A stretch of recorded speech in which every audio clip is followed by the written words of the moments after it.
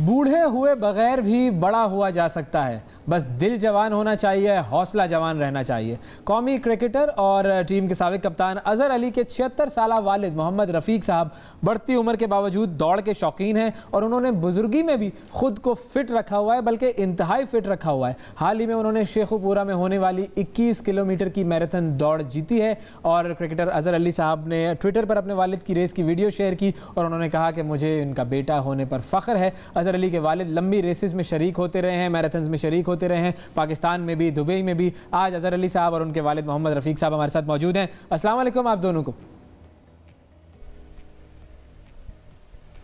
वालेकुम सलाम। वालेकुम सलाम। बहुत मुबारकबाद सबसे पहले तो ये मैराथन जीतने पर। और पहला सवाल जो मेरे जहन में आ रहा है वो रफ़ीक साहब आपसे आ रहा है कि अगर आप जवानी में क्रिकेट की तरफ आते तो आप तो अपने बेटे से ज़्यादा बेहतर क्रिकेटर होते फिर। हाँ, यकीनन मैं आपको अर्ज़ करता हूँ कि मैं भी जवानी में क्रिकेट खेलता था। अच्छा। लेकिन मेरे अंदर कुछ जो है वो सलाहियतें नहीं थी जो अज़हर में मौजूद हैं। तो मैं वीक पॉइंट, मेरा सबसे बड़ा वीक पॉइंट था इन स्विंग। तो इन स्विंग मुझे समझ ही नहीं आई थी उस दौर में, तो अब मुझे समझ आ रही है अज़हर के खेलने के बाद, क्योंकि अज़हर जब इन स्विंग को खेलता है तो मुझे भी पता चल रहा है कि ऐसे खेली जाती है इन स्विंग। इस वजह से मैं रह गया था। फिर उसके बाद मैंने तालीम की तरफ जोर दिया और अल्लाह का शुक्र है कि तालीम हासिल करने में कामयाब हो गया। माशाल्लाह माशाल्लाह। अजहर साहब आपकी तरफ आएंगे। वैसे ये पहला मौका है कि हमारा दिल आपसे बात करने का नहीं चाह रहा वाकई, और हमारा दिल यही चाह रहा है कि आपके वालिद साहब से ही बात करें, क्योंकि जो उनकी अचीवमेंट है इस एज में, उन्होंने ज़बरदस्त मैराथन जीती है। आपके क्या जज्बात हैं? आपने ट्विटर पर तो अपने जज्बात शेयर किए थे, but how do you see your father कि वो इतने ज़बरदस्त उन्होंने जो अचीवमेंट की है 21 किलोमीटर की मैराथन जीत कर? नहीं, बिल्कुल। देखिए, हमेशा क्योंकि वालिद साहब को तो देखा है 92 से आई थिंक रनिंग कर रहे हैं। मैं बहुत छोटा था, तो उसके अलावा जब भी अभी रिसेंटली भी देखा गया है कि जब भी वो होता है, उनके पास अपॉर्चुनिटी होती है मैराथन भागने की, वो भागते हैं।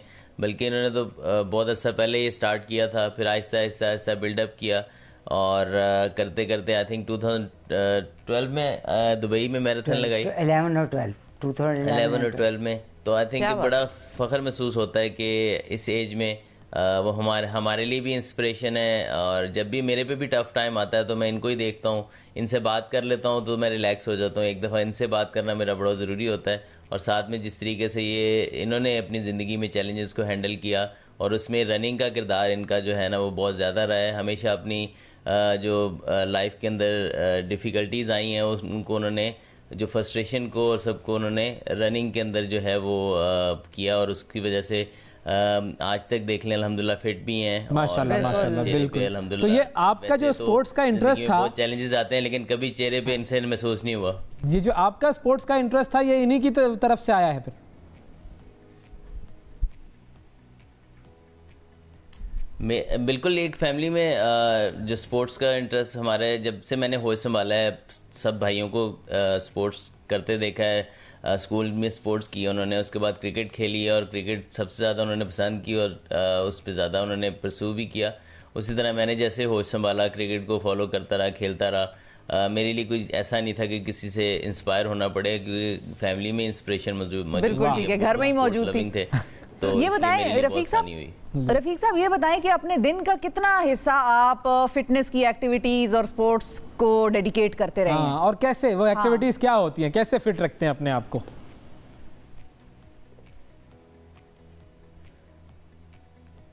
मैं बेटे आजकल तो जब से ये हाफ मैराथन लगी है ना शेखुपुरे में, उस वक्त से तो ज़ाहिर है हमें रेस्ट करना पड़ता है। आजकल तो रेस्ट में हूँ, लेकिन रूटीन में मेरा ये है कि मैं डेली तकरीबन एवरेज जो मेरी है डेली रनिंग की वो राउंड अबाउट 10 किलोमीटर है average.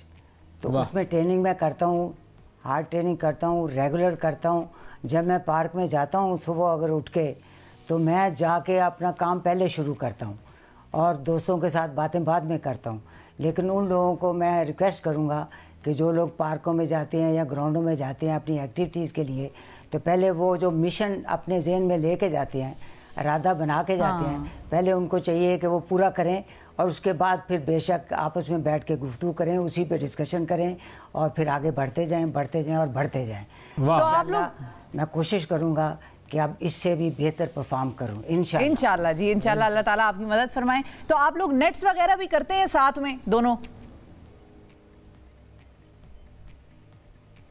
Hello, I don't follow. पूछ रहे कि नेट्स वगैरह साथ में करते हैं? नेट?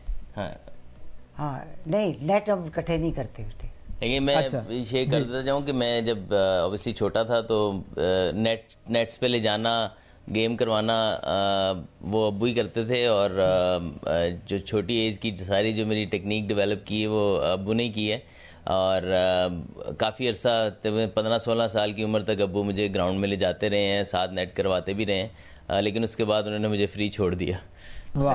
अच्छा, ये वरना बहुत सारे वालिदैन अपने बच्चों को क्रिकेट से और खेलों से दूर कर रहे होते हैं। तो रफीक साहब, ये आपकी थ्योरी जरा बाकी वालिदैन को भी बताएं कि अपने बच्चों को कैसे वो इनकरेज कर सकते हैं कि वो जिस फील्ड में जाना चाहते हैं वो जाएं, उनको रोके ना।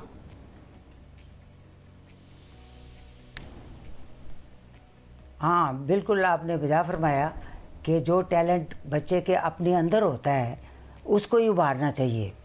अब ये नहीं है कि हर शख्स में या हर बच्चे में वो सारे टैलेंट्स हैं जो सब में होते हैं।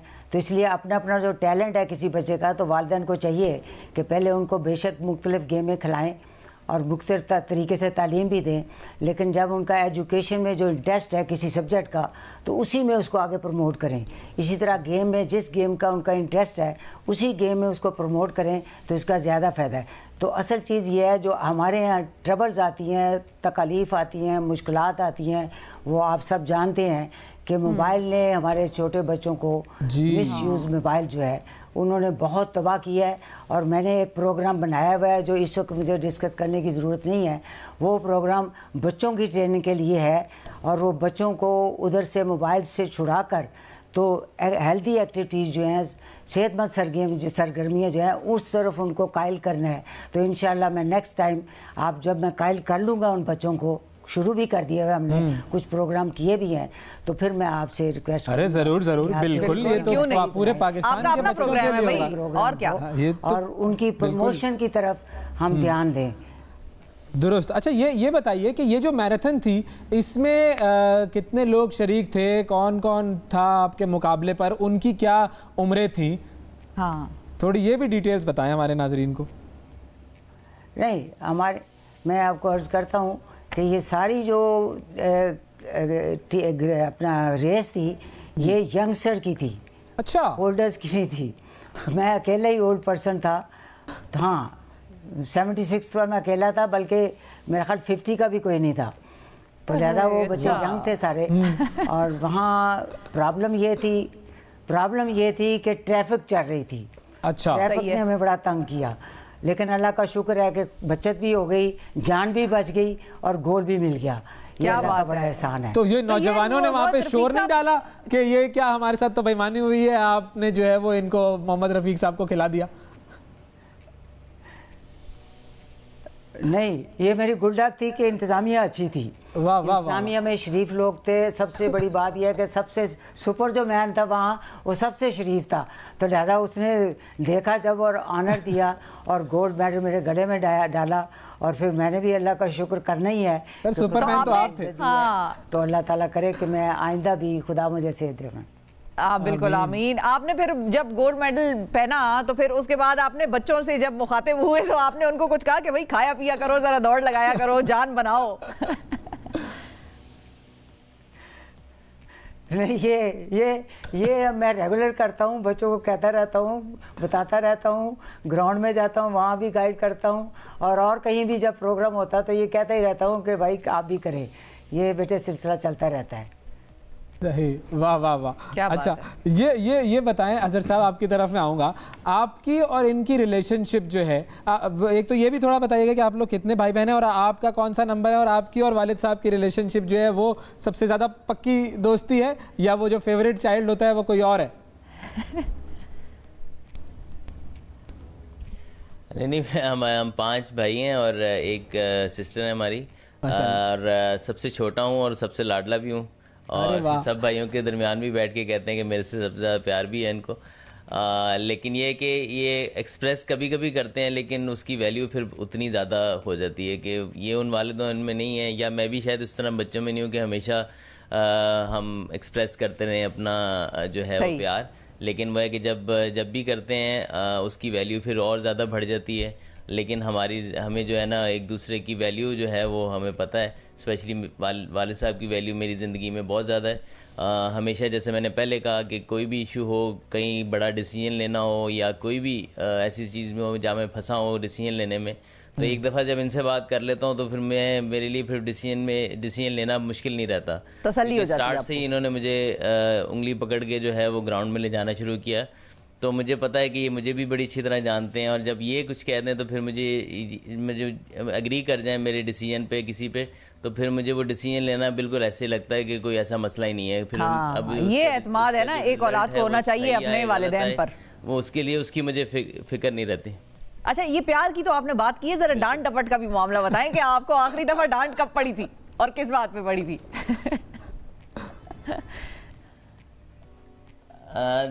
ये हम लकी थे उस टाइम पे, शायद हमें मार की ज़रूरत पड़ी, डांट की हाँ जारी बात है, जहाँ पे हम गलत करते थे तो बिल्कुल। लेकिन कभी ऐसा नहीं हुआ कि बिठा के काफ़ी देर डांटा हो। इनकी एक दफ़ा देख लेते थे या एक दफ़ा इनकी जो थोड़ी सी एंगर महसूस भी हो जाती थी ना, वही हमारे लिए बहुत होता था। आजकल के बच्चों के लिए तो बहुत मुश्किल है उनको एहसास दिलाना कि हम उनसे नाराज़ हैं, वो मुश्किल है। स्कूल्स में भी उनको उस तरीके से आई थिंक उस तरीके से उनको नहीं समझाया जा रहा कि किस तरीके से वालिदैन को आपने उनकी बात माननी है। सही है, हमारे लिए तो ऐसे ही था कि जब अब्बू घर में एंटर हो गए तो हम बिल्कुल ऐसे हो जाते थे, और वो चीज़ बहुत अच्छी थी क्योंकि उस वजह से हमें ना आगे ज़िंदगी में बहुत फ़ायदा हुआ है। तो आई थिंक कि आजकल के बच्चों को थोड़ा सा डांट डपट ज़्यादा करनी पड़ती है, लेकिन हमारे लिए तो इनका खैर वालिदा ने भी इतना वो बनाया हुआ था कि पता था कि वालिद साहब आएंगे और हमने कुछ गलत किया तो हमें जो है वो ठीक है। अब ये तो खैर आपका टेक था ना मेरे सवाल पे। अंकल जी आप बताएं, आप अग्री करते हैं इस सवाल का जो इन्होंने जवाब दिया है इससे कि इनको बहुत ज्यादा डांट भी नहीं पड़ी और आपकी नजर ही काफी होती थी, या अंदर से आपके दिल में मामलात कुछ और हैं कि भाई ये तो मुझसे पूछो कि मैंने खुद को कैसे जब्त में रखा? नहीं, ये बात जो है ना, ये असल में ये बेटा मेरा ये जो है सबसे लाडला, सच्ची बात तो ये है। मैं सब बच्चों के सामने कह देता हूँ कि मुझे इससे सबसे ज़्यादा प्यार है, और असल में हकीकत ये है कि इसका दिल मेरे दिल में है और मेरा दिल इनके दिल में है। हम एक दूसरे से इस तरह जुड़े हुए हैं कि जिस तरह मकनातीस आपस में जुड़ जाता है, और अल्लाह करे कि मैं ज़िंदगी भर इसी तरह से गुजारा करूं, इसके साथ इसी तरह से जुड़ा रहूं जिस तरह से मेरी तमन्ना है। और इसके अलावा और बच्चों के साथ भी प्यार है, लेकिन यकीनन इतना नहीं है जितना अजहर अली के साथ है। और मैं चाहूँ भी तो नहीं कर सकता। उसकी वजह से जो सलाहियतें इसमें हैं वो सलाहियतें सब में होनी चाहिए, इसके लिए मैं दुआगो हूँ। और इंशाअल्लाह वो जितनी सलाहियतों के मालिक हैं वो भी इस तरफ रुजू करेंगे और इन जैसी अदात, जिस तरह अजहर अली की अदात हैं, इन अदात में ढल जाएंगे। मेरी दुआ है उनके लिए भी और सब बच्चों के लिए। सब मेरी औलाद है, बच्चे अजहर की तरह ही हैं। जो मुझे बच्चा सिगरेट पीता हुआ नज़र आता है, मैं उसको भी प्यार से समझाता हूँ, बेटे ये तुम्हारे लिए नुकसानदेह है। तो जब वो सिगरेट तोड़ देता है तो मैं कहता हूँ तू मेरा बेटा ऐसे ही है जैसे अजहर अली है, तुम फिट हो और अल्लाह तुझे और फिट करे। उनके लिए मैं दुआएं करता हूँ। तो मैं अपने बेटों के लिए भी, बहुओं के लिए भी, बच्चों के लिए भी, सारे इंसानों और सारे मुसलमानों के लिए अल्लाह का शुक्र है कि मैं दुआ करता हूँ। और आप दुआ करें कि मैं दुआ करता ही रहूँ। बिल्कुल बिल्कुल, वाकई से रुखसत हो जाए। ऐसा ही है, ऐसा ही है। दुआएं करते ना, क्योंकि बुजुर्गों की जो दुआएं होती हैं वही सबसे अहम होती हैं और वही इंसान को आगे लेकर जाती हैं। उसके अलावा इंसान की अपनी कोई कैपेबिलिटी नहीं होती, कुछ नहीं होता है। बहुत शुक्रिया अदा करेंगे रफ़ीक साहब आपका भी, अजहर अली साहब आपका भी। और आज हमें समझ में आ गया कि वो जो आपकी 302 रन की इनिंग थी ना, उसमें भी जाहिर है बहुत ज़्यादा स्टैमिना चाहिए होता है, बहुत ज़्यादा भागना चाहिए होता है। उसका राज जो है वो क्या था, ये हमें आज समझ में आ गया अजहर अली साहब। नहीं, थैंक यू सो मच आपका इस प्रोग्राम में इनवाइट करने का। और सारी जो भी जो है ना वो जिसको कहते हैं विल पावर, वो इनसे ही आई हुई है। जब थोड़ा सा थकावट होती है तो जो है ना वो मेंटली तौर पे मैं फाइट आउट करता हूँ वो, क्योंकि ये खुद सारी ज़िंदगी फाइट करके गुजारी है उन्होंने। और मैराथन भागना एक इटसेल्फ बहुत बड़ा फाइटिंग विल पावर होनी बहुत ज़रूरी है, क्योंकि आप भागते भागते बोर भी हो जाते हैं थकने के साथ साथ।